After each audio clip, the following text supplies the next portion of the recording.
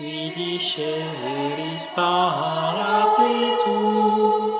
Viens, Esprit Saint du Dieu vivant, nous t'invoquons afin que tu puisses visiter maintenant même et au jour de la Pentecôte tous ceux qui nous écoutent, qui prient avec nous chaque jour et qui méditent ta parole. Toi, le souffle de vie, le souffle d'amour qui renouvelle toutes choses.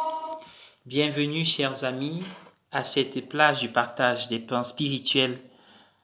En ce jour, je vous invite à découvrir deux figures de personnes qui parlent, c'est-à-dire des personnes qui se confient à la veille de leur mort, Paul et Jésus. Le plus souvent, quand nous venons de perdre un être cher, des flashs, des moments, des derniers moments vécus ensemble nous reviennent à l'esprit et surtout des paroles qui nous auraient marqués. Et avec Jésus, ces dernières paroles sont finalement un testament spirituel. Et en ce jour, il ne se présente pas comme celui qui demande de faire, mais celui qui donne l'exemple. Il ne nous dit pas simplement de prier, mais il nous apprend à prier en priant lui-même. Voilà la grandeur de notre Maître. Il est dans le feu de l'action. Il prêche par l'exemple. Et ainsi, dans sa prière, il y a deux demandes essentielles. Je quitte, je vais vers le Père, mais je prie le Père pour qu'il reste fidèle. La fidélité. Lui, il reste toujours fidèle. Le Deutéronome dit, même quand vous êtes infidèle, lui reste toujours fidèle. Jésus est l'ami fidèle et qui est toujours là, même quand nous sommes éloignés de ses chemins. Il nous cherche, il court vers nous, il fait le premier pas et parfois nous sommes aveuglés jusqu'au jour où la conscience revient, où nous faisons la contrition comme l'enfant prodigue, mais lui nous attend toujours patiemment.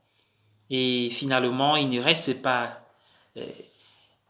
immobile car il nous fait des signes, il nous sourit pour que nous restions fidèles. Et la deuxième intention de Jésus dans la prière sacerdotale, parce qu'il s'agit de cela, c'est que le Seigneur, Dieu, nous garde du mauvais.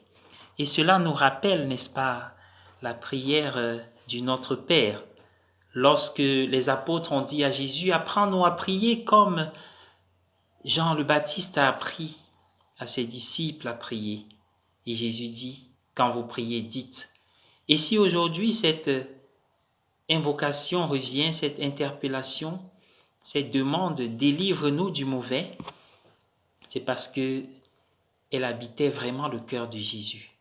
Il sait qu'il est venu pour une mission.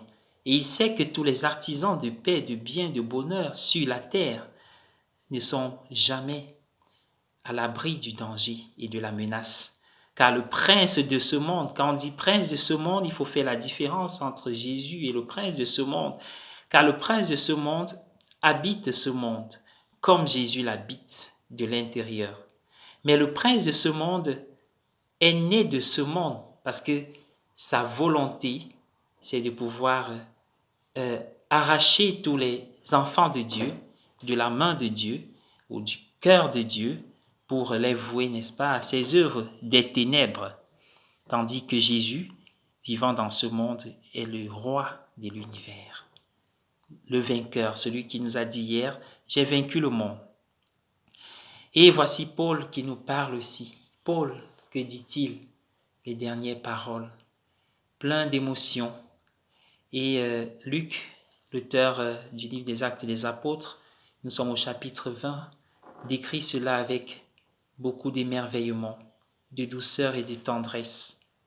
Il se séparait dans les larmes et il se rappelait cette parole, vous ne verrez plus mon visage. Mais avant cela, Paul leur a prêché par l'exemple. Il parlait de sa vie pour se donner un modèle comme il a toujours fait. J'ai été parmi vous et j'ai travaillé de mes mains pour ne pas dépendre de quelqu'un. Et c'était pour nourrir ceux qui travaillaient avec moi dans la mission. Et je vais les mains propres, car vous le savez. Ainsi donc, Paul nous apprend, n'est-ce pas, aussi à être fidèle jusqu'au bout. Il n'a reculé devant aucune menace pour accomplir la volonté de Dieu. Et aujourd'hui, alors qu'il s'en va, il est tout heureux de pouvoir être fidèle à celui qu'il a créé et qu'il a appelé à ce ministère. Il les prévient aussi de ceux qui viendront prêcher la mauvaise parole. Et voilà, c'est ça le mauvais qui s'introduit même dans l'Église, même dans nos familles et même dans notre vie personnelle et dans nos cœurs pour nous décourager. Alors je vous invite à prendre les 3 armes qui nous sont proposées aujourd'hui. La première arme pour lutter contre le mauvais, c'est la confiance en la prière de Jésus, qui prie pour nous. C'est fort. La deuxième arme, c'est la présence de Jésus ressuscité, car ressuscité, le Christ ne meurt plus. Il est présent avec nous tous les jours jusqu'à la fin des temps. Il est là, il a vaincu le monde. Et la troisième arme, c'est le Saint-Esprit que nous invoquons actuellement. Cet esprit qui va venir renouveler la face de la terre. Mais préparons-nous, car la lumière du Saint-Esprit que nous attendons ne saurait être vaincue par les ténèbres, car il est le Dieu vainqueur. Ainsi donc, je vous invite à prier. Viens Esprit Saint, viens dans nos cœurs, visite-nous, visite les coins les plus secrets de nos cœurs, de nos pensées, de notre être tout entier, de nos maisons, de nos familles. Renouvelle-les, touche-les, guéris ce qui est malade, relève ce qui est courbé, redresse ce qui est tordu, revigore ce qui est fatigué, désaltère ce qui est aride et assoiffé, et donne-nous l'espérance. Amen. Soyez bénis.